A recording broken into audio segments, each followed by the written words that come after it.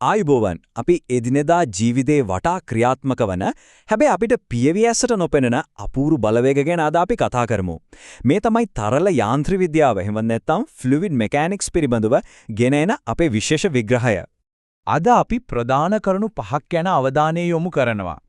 තරල සහ ඝනත්වය. පීඩනය කියන්නේ මොකක්ද? වායුගෝලීය සහ තරල පීඩනය. පැස්කල්ගේ මූලධර්මය සහ එහි යෙදුම්. ඒ වගේම අවසාන වශයෙන් ආකිමිඩීස්ගේ මූලධර්මය ගැනත් අපි කතා කරනවා. හරි, අපි කෙලින්ම මාතෘකාවට බසිමු. ආරම්භයේදීම අපුර අභිරහසක් ගැන හිතලා බලමු. සාමාන්‍ය වතුර පොම්පයකින් ලින්දකින් වතුර උඩට අදිනකොට ඇත්තටම මේ වතුර උඩට තල්ලු කරන නොපෙනෙන බලවේගය මොකක්ද? ඒ වගේම පුදුමයකට වගේ මේ වතුර කඳ කිසිම වෙලාවක මීටර් 10.3 සීමාවෙන් එහාට යන්නේ නැත්තේ ඇයි? මොකද්ද මේ තියෙන දැඩි භෞතික සීමාව? මෙන්න මේ අභිරහස විසඳ ගන්න අපි මුලින්ම තරල සහ ඝනත්වය කියන පළවෙනි කොටසින් පටන් ගමු. පදාර්ථයේ හැදිලා තියෙන අංශු හැසිරෙන විදිහ දිහා බැලුවොත් හරිම ලස්සන රටාවක් දකින්න පුළුවන්. ඝන ද්‍රව්‍යවල මේ අංශු හරිම තදින් එකට බැඳිලා තියෙන්නේ. හැබැයි ද්‍රව එහෙමත් නැත්නම් දියර වර්ගය ගැන බැලුවොත් ඒ අංශු Taman ඉන්න භාජනයේ හැඩය ගන්න විදිහට තරමක් නිදහසේ ගලාගෙන යනවා. අනිත් අතට වායු අංශු එකිනෙකට ගොඩක් ඇරතින් අහම්බු විදියට විසිරීලා තියෙන්නේ. මෙන්න මේ ස්ථිර හැඩයක් නැති ද්‍රව සහ වායු තමයි අපි පොදුවේ තරල කියලා හඳුන්වන්නේ.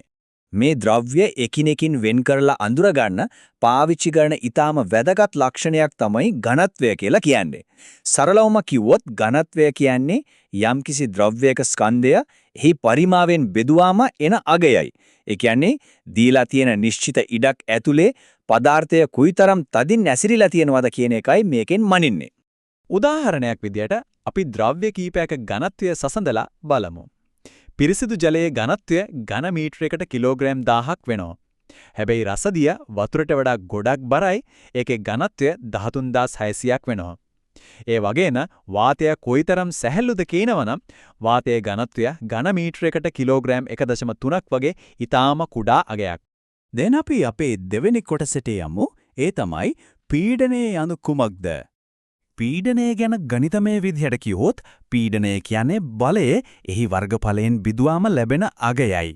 මේකේ සරල අදහස තමයි අපි එකම බලයක් යෙදුවත් ඒ බලය ක්‍රියාත්මක වෙන පෘෂ්ඨයේ වර්ගඵලය අනුව අපිට ලැබෙන පීඩනය සම්පූර්ණයෙන්ම වෙනස් වෙන්න පුරුවන් කියන එක. අපිට මේක එදිනදා ජීවිතේම තේරුම් ගන්න පුළුවන්. හිතන්නකෝ බර පාර්සලයක් හීනි නූලකින් උස්සගෙන යනවා කියලා. අතට සෑහෙන රිදෙනා නේද? ඒකට හේතුව තමයි නූලේ වර්ගඵලය ගොඩක් කුඩා නිසා අතමත ඉතා විශාල පීඩනයක් ඇති වෙන එක. හැබැයි ඒ වෙනුවට මහත පටියක් පාවිච්චි කරොත් එහෙම රිදෙන්නේ නැහැ. අතිවිශාල ගොඩනැගිලි පොළවේ ගිලා බහින්නේ නැතිවෙන්න ගොඩක් පඩල් කොන්ක්‍රීට් අත්තිවාරම් දාන්නේ අන්නේ මූලධර්මයේ නිසාමයි. ඉතින් මේකත් එක්කම අපි අපේ තුන්වන කොටසට එනවා. වායුගෝලීය සහ තරල පීඩනය. නිශ්චලව තියෙන ද්‍රවයක් ඇතුලේ ඕනෑම තැනක පීඩනයේ තීරණය වෙන්නේ ප්‍රධාන සාධක තුනක් මතයි. ඒ තමයි ගැඹුර, ද්‍රවයේ ඝනත්වය සහ ගුරුත්වාකර්ෂණය. මේකෙන් අපිට තහවුරු වෙන්න පැහැදිලි සත්‍යයක් තමයි ද්‍රවයක ගැඹුරට යන්න ඒකේ පීඩනයත් නොකඩවා වැඩි වෙනවා කියන එක. මේ සංකල්පය ප්‍රායෝගිකව ක්‍රියාත්මක වෙන විදිහ හරිම අපූර්වට බලා ගන්න පුළුවන්.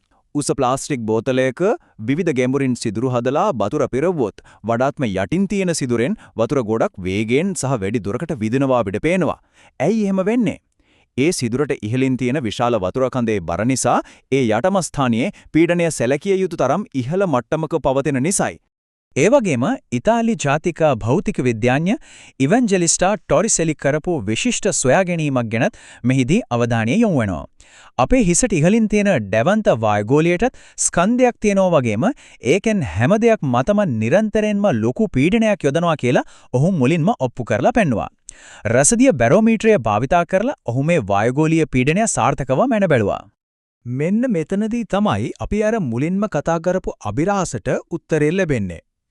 වතුර පොම්පයක් වැඩ කරද්දී වායුගෝලීය පීඩනය මගින් ලිඳේ තියෙන වතුර මට්ටම මත පහළට විශාල තෙරපීමක් ඇති කරනවා.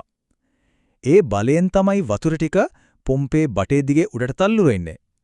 හැබැයි අපේ සාමාන්‍ය වායුගෝලීය පීඩනයට උපරිමෙන්ම උස්සලා තියාගන්න පුරුවන් මීටර් 10.3ක වතුර කඳක් විතරයි. අන්න ඒ නිසායි ඒක කඩන්න බැරි භෞතික සීමාවක් බවට පත් වෙලා තියෙන්නේ. හරිම අපූරුයි නේද? හතරවෙනි කොටස විදියට අපි දැන් කතා කරන්නේ පැස්කල්ගේ මූල ධර්මය සහ එහි විස්මිත යෙදුම් යනයි. හිතන්න එකිනෙකට වෙලස් ප්‍රමාණයේ සිරින්ජ් දෙකක් බටයකින් සම්බන්ධ කරලා දියරයකින් පුරවනවා කියලා. දැන් අර පොඩි සිරින්ජයට අපි බොහොම සුළු බලයක් යෙදුවොත් ඒ ඇතිවෙන පීඩනය දියරය හරහා කිසිම අඩුවීමක් නැතුව අනිත් පැත්තට ගමන් කරනවා. ප්‍රතිඵලය තමයි ලොකු සිරින්ජයේ උඩ තියෙන ග්‍රෑම් 500ක වගේ දැවැන්ත බරක් වුණත් කිසිම අමාරුවක් නැතුව ඉහළට එසවෙන එක. මේක තමයි පැස්කල්ගේ මූලධර්මය. මේ න්‍යාය සැගෑ ලෝකයේදී වැඩ කරන්නේ කොහොමද කියලා බැලුවොත් ඇත්තටම පුදුම හිතෙනවා. මේ සිරින්ජ් පරීක්ෂණය හරියටම සමාන වෙන්නේ අපේ වාහනවල තියෙන හයිඩ්‍රොලික් බ්‍රේක් පද්ධතියටයි. අපි කකුලෙන් බ්‍රේක් පැඩල් එකට යොදන පුංචි බලය ද්‍රවයක් හරහා ගමන් කරලා බලය ගුණනය වීමෙන් රෝද අසලදී දැවන්ත බලයක් බවට පත් වෙනවා. ඒ නිසායි කොච්චර වේගෙන් යන වාහනයක් වුණත් ක්ෂණිකව නතර කරගන්න පුළුවන් වෙන්නේ. තරල පීඩනය හරහා මෙහෙම බලය විශාල ලෙස ගුණනය කරන තනි මූලධර්මය තමයි දැවැන්ත බැකෝ යන්ත්‍ර, සර්විස් ස්ටේෂන් වල වාහන උඩට උස්සන යන්ත්‍ර සහ දන්ත වෛද්‍යවරුන් පාවිච්චි කරන පුටුපවා බොහොම සුමුටව ක්‍රියාත්මක කරන නොපෙනෙන යාන්ත්‍රික රහස වෙන්නේ. අපි දැන් අපේ විග්‍රහයේ පස්වන සහ අවසාන කොටසට ඇවිත් තිනවා. ඒ තමයි ආකිමිඩීස්ගේ මූලධර්මය. විශාල ප්ලාස්ටික් බෝලයක් වතුර යටට ඔබන්න උත්සාහ කරලා තියෙනවද?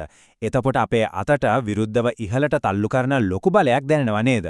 ඕනෑම වස්තුවක් තරලයක ගිලිලා තියෙනකොට ඒක මත ඉහළට එදෙන මේ බලයට තමයි උඩුකුරු තැරපුම එමත් නැත්නම් අප්ට්‍රස්ට් කියලා කියන්නේ.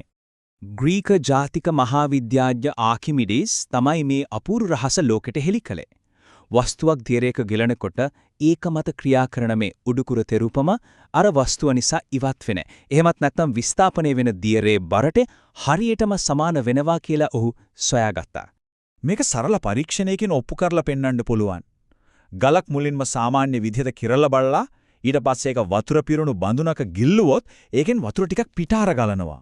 ඒ පිටාර ගියපු වතුර ටික එකතු කරලා කිරලා බැලුවොත් අපිට පේනවා වතුර ඇතුලේදී අර ගලේ බර අඩු වෙලා තියෙන ප්‍රමාණයයි පිටාරගේ වතුර වල බරයි හරියටම එක සමානයි කියලා.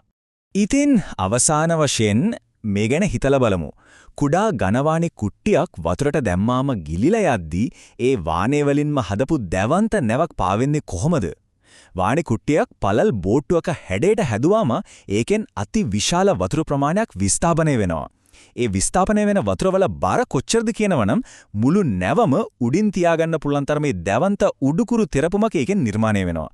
මේක සැබවින්ම අපේ ඇස් ඉස්සරහා නිරන්තරයෙන්ම සිදුවෙන ඒත් අපිට එකපාරට නොපෙනෙන විශ්මිත යාන්ත්‍රික ක්‍රියාවලියක් නේද?